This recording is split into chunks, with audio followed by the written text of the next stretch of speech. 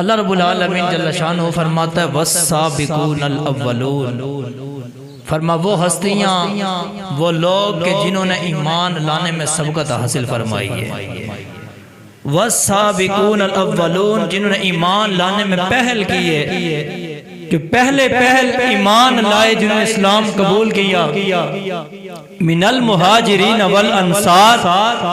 چاہے ان کا تعلق مہاجرین سے ہو چاہے ان کا تعلق انصار سے ہو، شرط یہ ہے کہ جنہوں نے پہلے اوائل اسلام کے اندر اسلام قبول کیا، یعنی میرے آقا حضور نے اعلان نبوت کیا، انہوں نے فی الفور میرے آقا حضور کا کلمہ پڑھ کے حضور کے غلام بن گئے۔ فرما والسابقون الاولون، جنہوں نے ایمان لانے میں سبقت حاصل کی، پہل کی ہے، چاہے وہ مہاجر ہو یا انصار ہو، والذین اتبعوہم باحسان، اور فرما وہ ہستیاں، وہ لوگ کہ جنہوں نے احسان کے ساتھ ان کی پیروی کی ہے۔ یا اللہ ان کا مقام کیا ہے، ان کی شان کیا ہے، ان کے بارے میں حکم کیا ہے؟ تو اللہ رب العالمین نے فرما رضی اللہ عنہم ورضوا عنہ، فرما یہ وہ ہستیاں ہیں جو اللہ سے راضی ہیں اور جن سے اللہ کی ذات راضی ہے۔ رضی اللہ عنہم ورضوا عنہ، یہ بہت بڑا اعزاز ہے، بہت بڑا منصب ہے، بہت بڑا رتبہ ہے جو اللہ نے حضور کے صحابہ کو عطا فرمایا ہے۔ اللہ رب العالمین فرماتا ہے جنہوں نے ایمان میں سبقت حاصل کی ہے اور جنہوں نے ان کی پیروی کی ہے، فرمایا یہ وہ ہستیاں ہیں یہ اللہ سے راضی ہو چکی ہیں اور اللہ کی ذات ان سے راضی ہو چکی ہے۔ یہ اللہ نے منصب صحابہ کو عطا فرمایا اور یہ سب سے بڑا منصب ہے۔ آپ کو پتا ہوگا یہ جو نفس ہے ہمارے اندر، ہر انسان کے اندر ہے، اس نفس کے صوفیاء نے، علماء نے 5 درجے بیان فرمائے ہیں۔ فرماتے ہیں نفس کا سب سے ادنا جو درجہ ہے وہ نفس امارہ ہے، دوسرا جو درجہ ہے وہ نفس لوامہ ہے، تیسرا جو درجہ ہے وہ نفس ملہمہ ہے، چوتھا جو درجہ ہے وہ راضیہ ہے، اور پانچواں جو درجہ ہے وہ مردیہ ہے۔ یہ نفس کے 5 درجے، نفس امارہ، نفس لوامہ، نفس ملہمہ، نفس راضیہ اور نفس مردیہ، یہ 5 درجے ہیں، اور ان 5 میں سے جو سب سے اعلیٰ درجہ ہے وہ راضیہ اور مردیہ ہے، وہ چوتھا اور 5واں درجہ ہے جو اللہ رب العالمین جل شانہ صرف خوش نصیب لوگوں کو عطا فرماتا ہے۔ بنیادی طور پر جو نفس ہوتا ہے وہ نفس امارہ ہوتا ہے، اس کے بارے میں قرآن کے اندر اللہ نے فرمایا ان النفس لامارۃ بالسوء، یہ جو نفس امارہ ہے یہ انسان کو برائی کی طرف دھکیلتا ہے، برائی کی طرف مائل کرتا ہے، انسان سے برائیاں سرزد کرواتا ہے، گناہ سرزد کرواتا ہے، لیکن جب انسان اس کے خلاف جہاد کرتا ہے، جنگ کرتا ہے، محنت کرتا ہے، ریاضت اور مجاہدے کرتا ہے، اللہ بندے کو اس نفس کو اگلا درجہ دے دیتا ہے، وہ دوسرا درجہ نفس لوامہ ہے۔ اب لوامہ کے ہوتے ہوئے بھی انسان گناہ تو کرتا ہے، لیکن گناہ کرنے کے بعد وہ جو انسان کا نفس ہوتا ہے انسان کو کوستا ہے، انسان کو ملامت کرتا ہے، انسان کا وہ نفس خود ہی شرمندہ ہوتا ہے، وہ نفس انسان کو ملامت کرتا رہتا ہے، بالآخر اسی ملامت کی وجہ سے، اسی ندامت کی وجہ سے انسان کے اندر گناہ کا احساس پیدا ہوتا ہے، پھر انسان کے اندر جب انسان نادم ہوتا ہے، احساس گناہ پیدا ہوتا ہے، تو پھر انسان اللہ کی بارگاہ میں توبہ کرتا ہے، اللہ اس کی خطا کو معاف فرما دیتا ہے۔ تو یہ نفس لوامہ ہے جو انسان کو ندامت سے لے کر توبہ تک کا سفر کرواتا ہے۔ اب اس سے اگلا درجہ جو ہے وہ نفس ملہمہ کا ہے، جس وقت انسان نفس امارہ پہ محنت کرتا ہے، نفس لوامہ پہ پہنچتا ہے، نفس لوامہ سے محنت کر کر کے اللہ رب العالمین بندے کو نفس ملہمہ عطا کرتا ہے، ملہمہ کے درجے کے اوپر فائز کرتا ہے۔ جب انسان اس ملہمہ کے درجے پہ فائز ہوتا ہے، میرا رب فرماتا ہے فَأَلْهَمَهَا فُجُورَهَا وَتَقْوَاهَا، پھر انسان کی کیفیت یہ ہوتی ہے کہ اللہ رب العالمین فرماتے ہیں ہم خود ہی بندے کو الہام کرتے رہتے ہیں کہ یہ اچھائی ہے اور یہ برائی ہے، یہ صحیح ہے اور یہ غلط ہے، یہ جائز ہے یہ ناجائز ہے، یہ تم نے کرنا ہے یہ تم نے نہیں کرنا ہے۔ اللہ رب العالمین خود ہی بندے کو الہام کرتا رہتا ہے، خود ہی گناہوں سے بچاتا رہتا ہے اور نیکیوں کی طرف انسان کو اللہ رب العالمین بھیجتا رہتا ہے، بندہ گناہوں سے بچتا ہے اور نیکیاں کرتا رہتا ہے۔ لیکن اس مقام کے اوپر آ کر جس وقت بندہ مزید محنت کرتا ہے، مزید مجاہدے کرتا ہے، مزید ریاستیں کرتا ہے، پھر اس سے اگلا درجہ بندے کو ملتا ہے، وہ درجہ راضیہ کا ہے کہ بندہ اللہ کی رضا میں راضی ہو جاتا ہے، بندہ ہر حال میں خوش ہوتا ہے، ہر حال میں صبر کرتا ہے، ہر حال میں شکر کرتا ہے، اور بندے کا مقام یہ ہوتا ہے کہ بندہ کہتا ہے کہ جنہ دکھاں وچ میرا دل پر راضی، میں سکھ انا تو وارے، دکھ قبول محمد بخشا بس راضی رہنے پیارے۔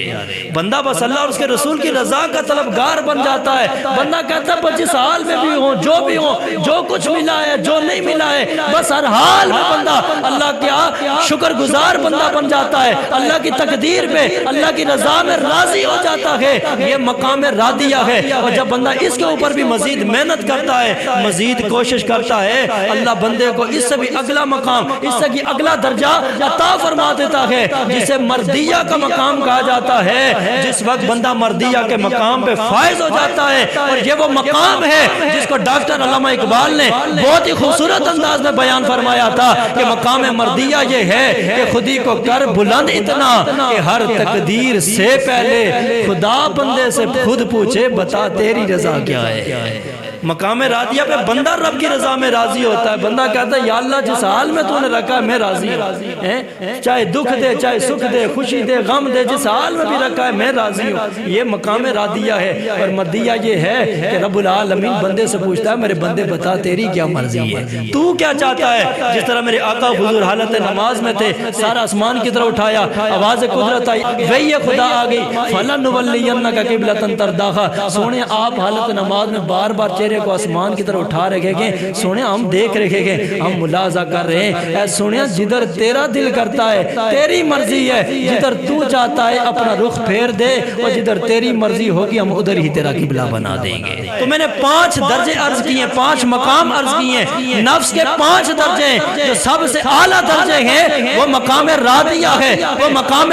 مردیہ ہے، جس پہ عام بندہ بڑی محنت کر کے، بڑے مجاہدے کر کے، ریاستیں کر کے، چلے کاٹ کے، بڑی کوششیں کر کے اس مقام کو پاتا ہے۔ غوث اعظم فرماتے ہیں میں نے جب محنت کی، جدوجہد کی، اللہ مقام دیتا چلا گیا، حتیٰ کہ جب راضیہ اور مردیہ کے مقام پہ پہنچا، باقی سارے درجوں میں مجھے بڑی رش، بڑی بھیڑ نظر آئی، لیکن مقام راضیہ اور مردیہ پہ صرف چند بندے مجھے نظر آئے، کیونکہ یہ بڑا اعلیٰ مقام ہے، یہاں ہر کوئی نہیں پہنچ پاتا ہے۔ لیکن سنو میرے آقا کے صحابہ کو اللہ نے یہ شان عطا فرمائی ہے کہ حضور کی بارگاہ میں آتے تھے، حضور کا کلمہ پڑھتے تھے، حضور کی غلامی کا پٹا گلے میں ڈالتے تھے، شرف صحابیت سے مشرف ہوتے تھے۔ اللہ بغیر کسی مجاہدے کے، بغیر کسی محنت کے، بغیر کسی ریاضت کے، اللہ حضور کی صحبت کی برکت سے،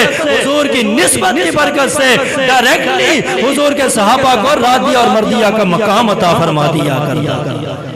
عام بندہ محنت کر کر کر کے چوتھے اور 5ویں درجے پہ پہنچتا ہے، بڑی محنت کرنی پڑتی ہے، بڑے مجاہدے، بڑی ریاستیں، بڑے چلے کاٹنے پڑتے ہیں، تب جا کر مقام راضی اور مردیہ نصیب ہوتا ہے۔ لیکن حضور کے صحابہ کی یہ شان ہے، بس حضور کے ہاتھ میں ہاتھ دیا، کلمہ پڑھا، حضور کی غلامی کا پٹا گلے میں ڈالا، حضور کی صحبت اور نسبت کی برکت سے اللہ ڈائریکٹلی انہیں راضی اور مردیہ کے مقام پہ فائز فرما دیتا تھا۔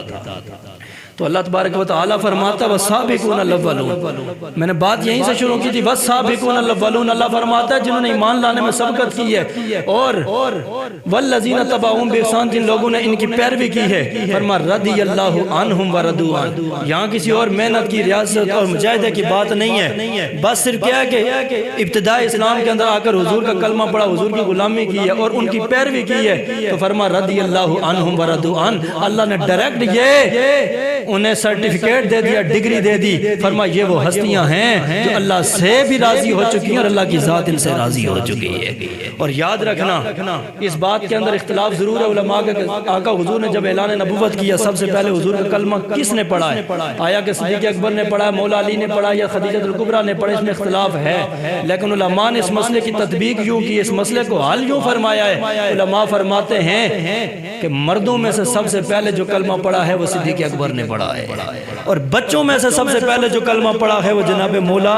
علی شیر خدا نے پڑھا ہے، اور عورتوں میں سب سے پہلے حضور کا جس ہستی نے کلمہ پڑھا ہے اس ہستی کا نام سیدہ خدیجہ الکبریٰ ہے۔ یہ اختلاف ضرور ہے پہلے کس نے پڑھا ہے، لیکن اس بات میں کسی کا کوئی اختلاف نہیں کہ مردوں میں سب سے پہلے کلمہ پڑھنے والے کون ہیں؟ صدیق اکبر کے۔ تو اللہ فرماتا ہے جنہوں نے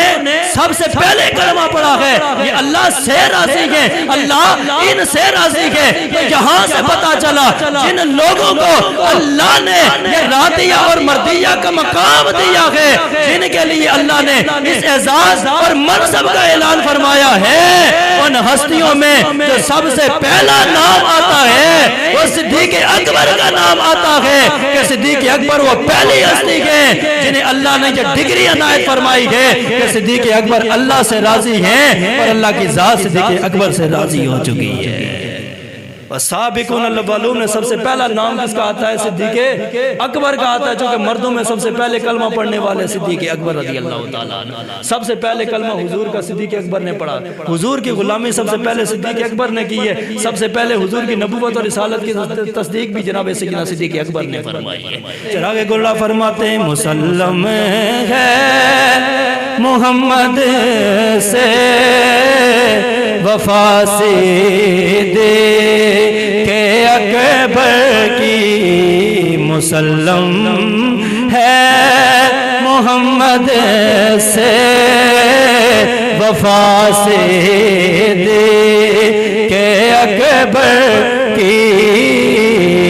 مسلم ہے محمد سے وفا سے دے کہ اکبر کی، نہیں بولی زمانے کو ادا سے دے کہ اکبر کی، نہیں بولی ہے دنیا کو ادا سے دے کہ اکبر کی۔ جناب سیدنا صدیق اکبر رضی اللہ تعالیٰ عنہ نے سب سے پہلے میرے آقا حضور سرکار مدینہ کا کلمہ پڑھا، سب سے پہلے حضور کی تصدیق کی۔ میرے آقا حضور کو رب العالمین نے معراج عطا فرمائی، آقا حضور سرکار مدینہ معراج سے واپس آئے، دوسرا روز آیا، میرے آقا حضور سرکار مدینہ نے اپنی معراج کو بیان فرمایا، معراج کا تذکرہ صحابہ کے سامنے فرمایا۔ صحابہ کرام رضوان اللہ تعالیٰ علیہم اجمعین نے حضور کی معراج کا واقعہ سنا، ادھر کفار اور مشرکین کو بھی خبر ملی۔ آقا حضور سرکار مدینہ نے واقعہ معراج کو بیان فرمایا، آقا نے اعلان فرمایا میں رات کے مختصر حصے میں مسجد حرام سے مسجد اقصی تک گیا ہوں، مسجد اقصی کی سیر کر کے مختصر سے حصے میں مختصر سے وقت میں واپس آ گیا ہوں۔ کفار کو موقع مل گیا باتیں کرنے کا، پروپیگنڈے کرنے کا۔ کفار ایک دوسرے سے ہانس ہانس کے کہنے لگے، کہہ کے لگا لگا کے کہنے لگے اوے بھلا یہ اتنا لمبا سفر مختصر سے وقت میں کیسے ممکن ہو سکتا ہے؟ مسجد حرام سے چلو مسجد اقصی تک تقریباً 1 مہینے کا سفر ہے، مسجد اقصی سے واپس مسجد حرام تک 1 مہینے کا سفر ہے، 2 مہینے کا سفر۔ اور محمد کہہ رہے کہ مختصر وقت میں مختصر لمحات کے اندر میں گیا بھی واپس بھی آ گیا ہوں اور سیر کرتا ہوا گیا ہوں، سیر کرتا ہوا آیا ہوں۔ کفار نے پروپیگنڈا شروع کر دیا، ابو جہل بھی لوگوں کے دروازوں پہ دستک دے دے کے کہہ رہا ہے اوے تمہیں پتہ ہے آج محمد نے کیا اعلان کیا ہے؟ آج محمد نے انہونی بات کر دی ہے، ناممکن بات کر دی ہے، جو عقل نہیں مانتی ہے، جو دل نہیں مانتا ہے، ایک بندہ یہ تصور ہی نہیں کر سکتا ہے یہ کیسے ممکن ہے۔ ابو جہل لوگوں کے دروازے کھٹکھٹا کر کے لوگوں کے پاس جا جا کے لوگوں کو یہ باتیں بتا رہا ہے۔ اچانک ابو جہل رستے میں جا رہا ہے، آگے سے صدیق اکبر رضی اللہ تعالیٰ عنہ آ رہے کہ ملاقات ہو گئی ابو جہل کی اور جناب صدیق اکبر کی۔ ابو جہل کہنے لگا ہے ابو بکر تو اسے ایک بات کرنی تھی، ایک کام تھا۔ صدیق اکبر رک گئے، فرمایا اے ابو جہل کیا کہنا چاہتا ہے، کیا بات کرنا چاہتا ہے؟ ابو جہل کہنے لگا اے ابو بکر ایک سوال پوچھنا چاہتا ہوں۔ میرا سوال یہ ہے اگر دنیا کو کوئی بندہ یہ کہے میں رات کے مختصر عرصے میں مختصر وقت میں مختصر لمحے میں مسجد حرام سے چلا مسجد اقصی تک گیا مسجد اقصی سے چلا مسجد حرام تک آ گیا تھوڑا سا وقت لگا تھوڑے سے لمحات لگے مختصر وقت میں گیا بھی آ بھی گیا ہوں اے ابو بکر بتانا تیری عقل کیا کہتی ہے میری عقل میں تو یہ بات نہیں آتی ہے میرے دماغ کے اندر یہ بات تو نہیں آتی ہے بھلا اتنا لمبا اتنا طویل و عریض سفر مختصر وقت میں کیسے ہو سکتا ہے ابو بکر بتا تو کیا کہتا ہے تیری کیا رائے ہے تیرا کیا خیال ہے ابو بکر صدیق فرمانے لگے اے ابو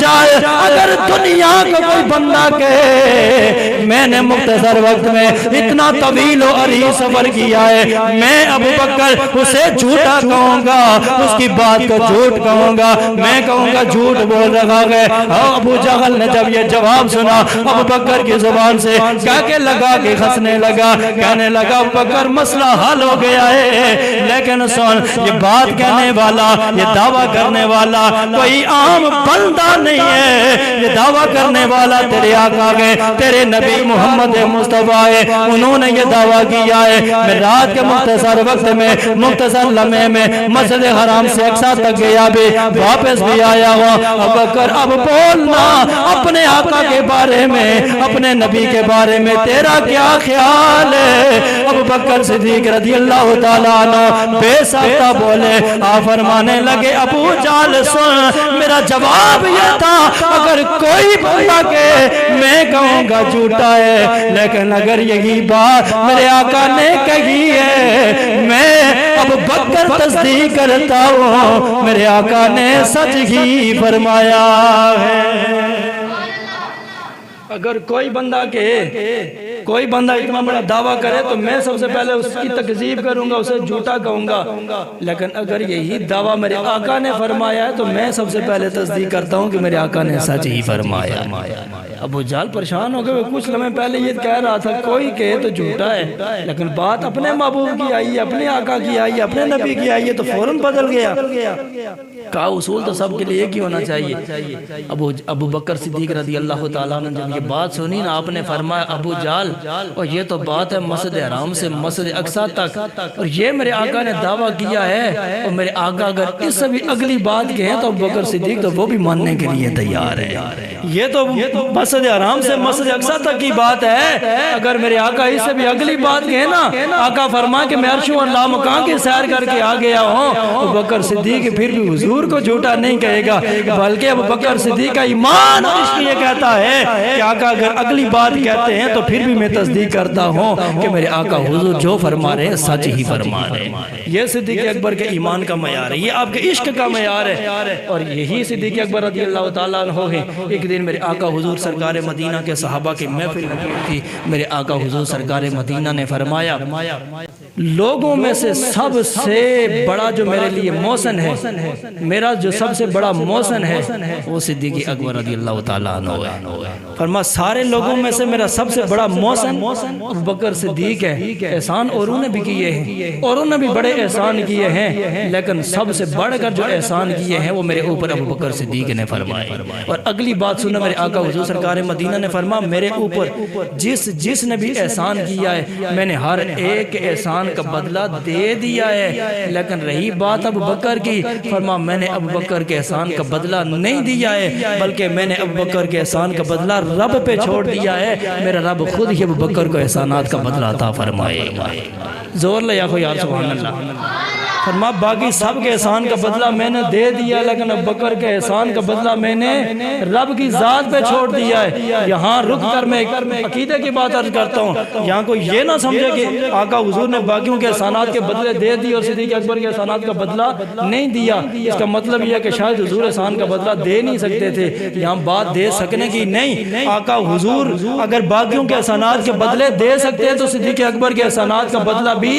دے سکتے تھے بات دے سکنے کی نہیں، لیکن میرے آقا حضور نے باقی سب کے احسانات کے بدلے دیے، صدیق اکبر کے احسانات کا بدلہ رب پہ چھوڑا ہے۔ اگرچہ میرے آقا احسانات کا بدلہ دے سکتے تھے، لیکن رب پہ اس لیے چھوڑا ہے کہ میرے آقا جانتے تھے اگر میں نے احسانات کا بدلہ دیا تو میں شان مصطفی کے مطابق دوں گا، اس لیے میرے آقا نے خود بدلہ نہیں دیا، رب پہ چھوڑا ہے کہ میرے یار کو میرا رب جب بدلہ دے گا تو شان خدائی کے مطابق عطا فرمائے۔ میں دوں گا تو شان مصطفی کے مطابق دوں گا، لیکن میرے یار کو جب میرا رب دے گا نا تو شان خدائی کے مطابق دے گا، اس لیے خود بدلہ نہیں دیا، اب بکر کے احسانات کا بدلہ رب پہ چھوڑ دیا ہے۔ اب میرے آقا حضور سرکار مدینہ ایک دن پھر محفل لگی ہوئی تھی، جناب صدیق اکبر بھی موجود تھے، میرے آقا حضور سرکار مدینہ نے صدیق اکبر کو مخاطب کیا، میرے آقا نے فرمایا بکر تیرے میرے اوپر بڑے احسانات ہیں، بڑے احسان ہیں، تو نے نہ جان کی پرواہ کی ہے نہ مال کی پرواہ کی ہے، تو نے جان بھی میرے قدموں پہ قربان کی ہے، تو نے اپنا مال بھی میرے قدموں پہ قربان کر دیا۔ زول یا خیر سبحان اللہ۔ میرے آقا حضور سرکار مدینہ نے فرمایا بکر تیرے میرے اوپر بڑے احسانات ہیں، تو نے جان کی بھی پرواہ نہیں کی، مال کی بھی پرواہ نہیں کی، جان بھی میرے قدموں پہ قربان، مال بھی میرے قدموں کے اوپر قربان کیا۔ سنو امام سیوطی رحمت اللہ تعالی علیہ روایت نقل فرماتے گئے ابوبکر صدیق رضی اللہ تعالیٰ عنہ نے جس وقت آقا حضور کی یہ بات سنی ہے، جناب صدیق اکبر بے ساختہ پکار اٹھے، ہر کہتے ہیں حل انا ومالی الا لک یا رسول اللہ۔ جناب صدیق اکبر میرے آقا حضور کی یہ بات سنے، عرض کرتے ہیں یا رسول اللہ میں نے کوئی احسان نہیں کیا ہے، آقا میرے مال کے مالک بھی آپ ہیں، میری جان کے مالک بھی آپ ہیں۔ آقا میں نے کوئی احسان نہیں کیا، میری جان بھی آپ کی ہے، میرا مال بھی آپ کا ہے، میری جان کے مالک بھی آپ ہیں، میرے مال کے مالک بھی۔ اور یہ ایمان کا سب سے اعلیٰ درجہ ہے کہ بندہ اپنے جان مال کا مالک اپنے آقا کو بنا دے، چونکہ رب نے فرمایا تھا النبی اولا بالمؤمنین من انفسہم، فرما نبی تمہاری جانوں سے بھی تمہارے اولا ہے۔ اولا کا معنی ایک اقرب بھی ہوتا ہے، ایک معنی احق بھی ہوتا ہے، مطلب یہ ہے کہ نبی جو ہے امتی اور نبی کا رشتہ یہ ہے امتی کی جان کا مالک بھی نبی ہے، امتی کے مال کا مالک بھی نبی ہے۔ تو صدیق اکبر اپنے ایمان کامل کا اظہار کر رہے تھے، عشق کامل کا اظہار کر رہے تھے، جس کو میرے آقا حضور نے فرمایا لا یؤمن احدکم حتی اکون احب الیہ من والدی و ولدی والناس اجمعین۔ اس وقت تک بندہ کامل مومن ہو ہی نہیں سکتا جب تک اپنی ساری کائنات سے بڑھ کر والدین اولاد اور کائنات کی ہر چیز سے بڑھ کر حضور سے پیار نہ کرنے لگے۔ تو یہ صدیق اکبر کے ایمان کامل کی دلیل عرض کرتے یا رسول اللہ حل انا و مالی الا لک یا رسول اللہ، یا رسول اللہ کوئی احسان نہیں کیا ہے، میری جان کے مالک بھی آپ ہی ہیں، میرے مال کے مالک بھی آپ ہیں۔ اور تاریخ گواہ ہے، آپ اٹھا کے دیکھیں حدیث کو، تاریخ کو، صدیق اکبر رضی اللہ تعالیٰ عنہ نے کسی موڑ پر نہ جان کی پرواہ کی ہے نہ مال کی پرواہ کی ہے۔ آقا نے مال کے لیے اعلان کیا تو صدیق اکبر گھر کا سارا مال اٹھا کے حضور کی بارگاہ میں لے کر آئے۔ میرے آقا نے پوچھا گھر والوں کے لیے کیا چھوڑ کے آئے ہو؟ ہاتھ جوڑ کے عرض کرتے یا رسول اللہ گھر والوں کے لیے رب بھی کافی ہے، رب کا رسول بھی کافی ہے، رب اور اس کا رسول چھوڑ کے آئے ہو وہی کافی ہے۔ جان کی بات آئی چاہے وہ ہجرت کی رات ہو چاہے کوئی اور موقع ہو، جناب بکر صدیق نے کسی مقام پر جان بچائی نہیں ہے، بلکہ ہمیشہ اپنی جان قربان کرنے کے لیے حضور کی بارگاہ میں حاضر ہو گئے۔